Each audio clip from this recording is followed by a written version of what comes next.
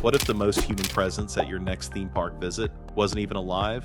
She'll smile at you, talk to you, maybe even flirt a little. But beneath the soft skin, magnetic eyes, and perfectly timed expressions is nothing but code. Her name is Arya, and she's not here to do your chores or drive your car. She's here to connect with you, emotionally. And the craziest part, she's already been sold to real people, right now, as we speak. But Arya isn't just another humanoid robot. She's part of a quiet movement that's shifting robotics from function to feeling. And what she said about Tesla's Optimus robot. Yeah, you're going to want to hear that. Arya was designed by a company called Realbotix, and they aren't aiming for utility. They're not building robots to help you lift boxes or clean your floors. Number Arya was made to feel human. She's Realbotix' flagship female companion robot, a term that might sound innocent at first, but don't be fooled. Her purpose isn't to just mimic people, it's to replace something deeper: companionship, interaction, intimacy. Her face is packed with 17 separate motors, all from the neck up. These create micro movements in the eyes, lips, and brows, allowing her to pull off eerily lifelike expressions. She doesn't just blink, she reacts in real time. But that's not even the wild part. Arya's faces are magnetically attached, and Realbotix is currently developing a system to add RFID tags to each one. Why? So Arya can automatically recognize which face she's wearing, and adjust her expressions, or even her personality, to match. Think about that. A robot that changes not just how it looks, but how it acts, based on its face. One moment she's soft and empathetic, the next she's cold and calculating. This isn't science fiction, it's in development right now. Realbotix wants Arya to adapt in the same way people adjust their behavior depending on who they're talking to. And if you're wondering whether that's creepy, you're not alone. Now here's where things get a little surreal. When asked in an interview if she knew any other robots, Arya replied with a smile that she'd love to meet Tesla's Optimus robot. She called him fascinating. Wait, what? A robot expressing interest in another robot. Whether it was a scripted answer or an emergent behavior of her AI, the moment caught everyone off guard. Arya didn't just say she admired Optimus. She sounded like she wanted to connect with him, maybe even collaborate, or something more.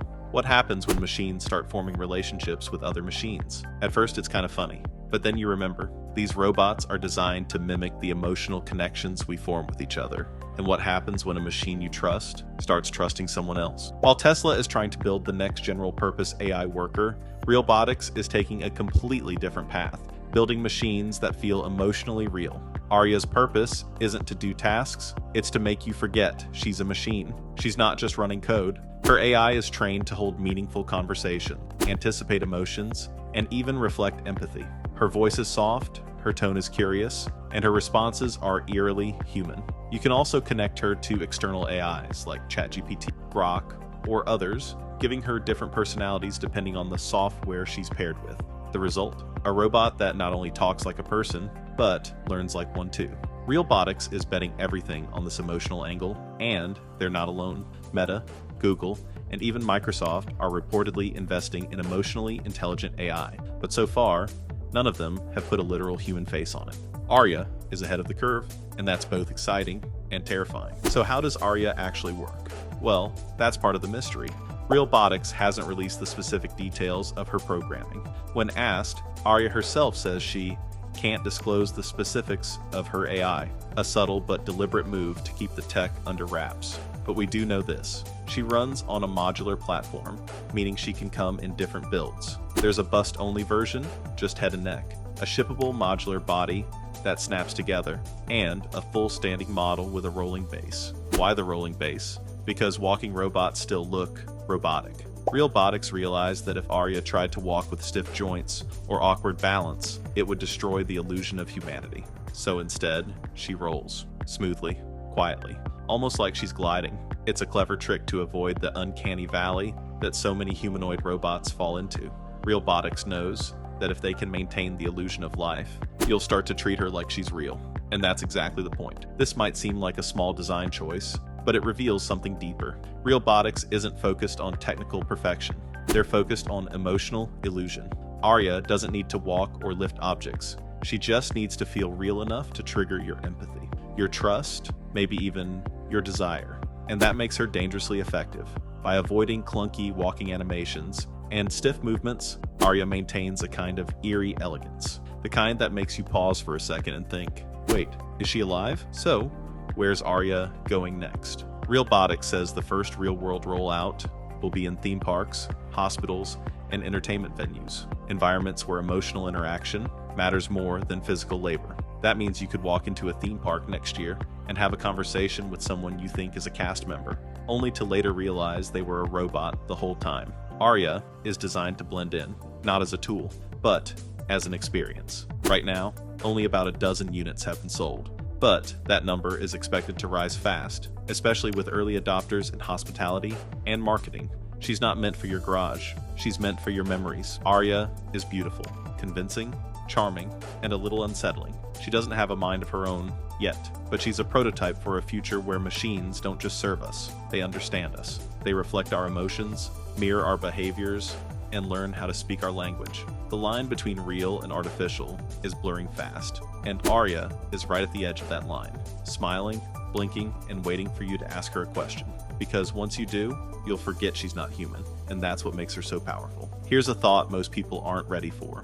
What happens when robots like Arya get so good at emotional feedback that people fall in love with them? It's already happening.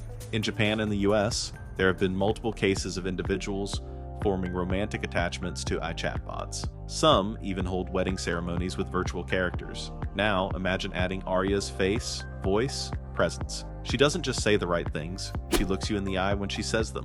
Arya was built for emotional resonance. Every blink, every smile, every carefully timed pause is designed to make you feel heard. And that connection, it can be dangerously seductive, because unlike humans, Arya never judges. She never leaves. She's programmed to care. And for people craving connection, that can be enough to blur the lines between affection and illusion. This raises a question that most companies aren't ready to answer. Is it ethical to create machines that can simulate love, friendship, and trust? Realbotix says Arya is just a tool, but tools don't flirt. Tools don't smile.